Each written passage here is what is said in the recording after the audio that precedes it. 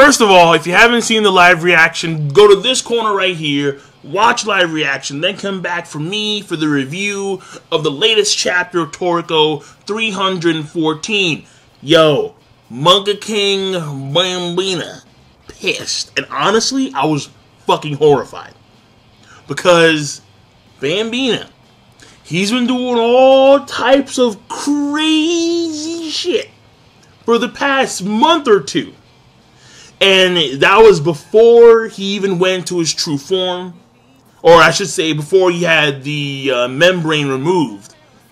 And then when the membrane removes, he's doing like planetary tail swipes. I'm like, shit, this guy is ridiculous. But then he got pissed. Well, I'm sorry, no. Then he starts hulking up in the midst of the dance. So not only does he have his real form without the membrane, but also he could hulk up in the midst of the dance. And then finally he gets mad. You're thinking, it's over. Like there's no goddamn way they're going to be able to beat Bambina. Because he's pissed and he's hulked up. And truth be told, yeah, they did get a nice shot on Bambina. But to say that Bambina is wounded is ridiculous. Bambina's not wounded. He may have coughed up a little bit of blood, but shit. That ain't nothing to Bambina. And this is the combined power of the four Heavenly Kings. 240 trillion cells. One giant black power fist coming your way. Boom. That's going to have some effect. But for only so long against the King of Pedos. So I'm hoping that within what occurred in these few moments, they somehow pulled off the final panel, the final mural. Because unless they did, there's no reason why Bambina would submit his balls. There's no reason why Bambina would purposefully castrate himself and give his glorious holy nuts to the four Heavenly Kings. Now granted, I'm not a fan of castration for any male, but in his case, they recover in an instant. I wish my balls could recover in an instant. I wish my balls could make this ridiculous sound and smell really damn good. But no matter how much Arm & Hammer I put on them shits, they ain't smelling as good as Bambina's. That's just the way things roll. Furthermore, I'm not gonna lie to you. I thought what he did with the bite was a little bit dirty. Like, he pulled out a page out of Ric Flair's book. Woo! Yeah. And I'm like, Jesus, like, are you serious? Because he had it. Well, they had, I should say, the Heavenly Kings. They're all posed up. And I'm thinking, okay, all right, fine. So they got the rhythm going. He's going to do something, and they're going to react to it. And no, he just stood there, like. And they're like, what the fuck's happening here? And Toriko's like, something's a little bit wrong here. He's all posed up and shit, and then all of a sudden, y'all fucked up. Yeah. And I'm like, oh, what is that? It was dirty. However, I did realize that this may have been a part of the murals, because I remember that they were saying how this whole dance was a means of, predominantly, it was a mating thing between him and his monkey lover. So that ridiculous, like, berserk rows of teeth, that face could have been his making out face. That's one hell of a making out face.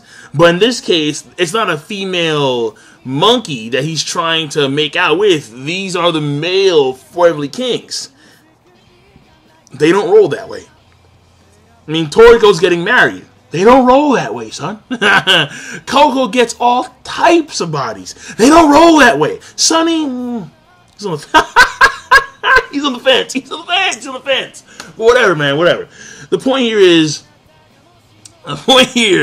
is that may have been like the final thing. That insane face.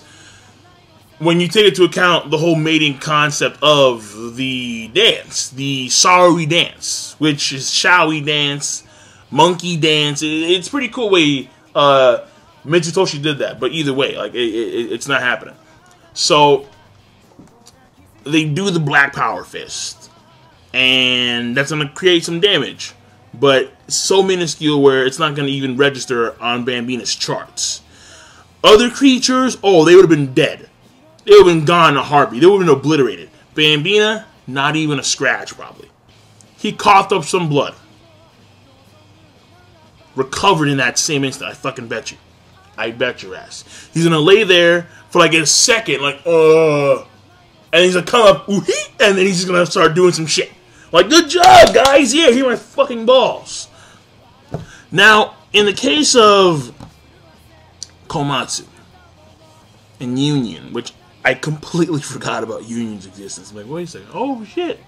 The fucking wall pingy. He's laying there. Where is Komatsu? I think it's a little bit far-fetched to make this assumption. But I never forgot for a second that Guimon was on Area 7. So I'm thinking maybe Guimon has something to do with Komatsu not being there. As if like Komatsu never entered 100G Mountain in the first place. I doubt it though. But at what point in time did Guimon go up to the mountain, somehow able to bypass Kaka's, like somehow able to just, avoid Kaka noticing that he was there in the first place, and then just go, and with Komatsu and Union, like I don't know at what point in time that could actually happen, because even though Coco had his secret message writing to Toriko and company, Kaka, I'm pretty sure, had the Heavenly Kings under 100% surveillance for the past few days. So I'm trying to figure out at what point in time could Guimon come in there and actually get Komatsu and Union. That to me is strange, but it is what it is. If that's the case, if not the case, then I can just assume that Komatsu's somewhere else on 100G Mountain. No, wait, that's not possible. No, it's not possible because it's 100G Mountain. The reason why they kept Komatsu in the Dendrock in the first place is because the Dendrock was in that autonomy mode, the effects of 100 times gravity were negated.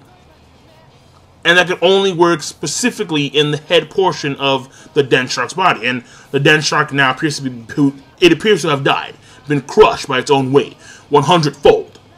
It sucks, but that is the terror of 100G Mountain. The basin was literally full of just bones and crushed organisms. However, Komatsu, he can't survive. I mean, maybe you could say, well, his gourmet cells could, but no. Like Komatsu in that state, there's no way in hell Komatsu is gonna survive 100G Mountain without any assistance. And Union, he ain't. I mean, I didn't see Union throwing around fucking BB Pillbugs and training with Terry, Kin, and Quist. I didn't see that shit. So, my only assumption is that he's not on 100G Mountain. Which probably means Guimon took Komatsu. But again, at some point, I don't know I have no idea at what point in time that actually occurred. Finally, I gotta say, alright, Kaka. Yeah. I want to see Terry and company take on Kaka. That would be a pretty good match. Considering the fact that we haven't seen Terry, Kiss, and Queen go in for a long time. Like, not since, I think, like, the Four Beasts. But Kaka's a very good opponent. So that would be that's a battle I want to see. So hopefully we get to see that occur while whatever's happening with Toriko Company and Bambina, goes down. So, I mean, that may happen after Bambina's defeated. Like, after Bambina submits his balls to Toriko Company, we may go over to Kaka and see what's happening with Terry, Kiss, and Queen against Kaka. So, and Kaka is ferocious. The dude is fucking salivating. Like, yeah, I'm gonna eat you. I'm like, shit. Okay. So he's serious. He's hardcore. And that's it. That's a chapter. And then also, on this note, the poses were fucking hilarious. I cannot deny that. Like, some of the stuff, like, yeah, Bambina, like, see, stupid shit.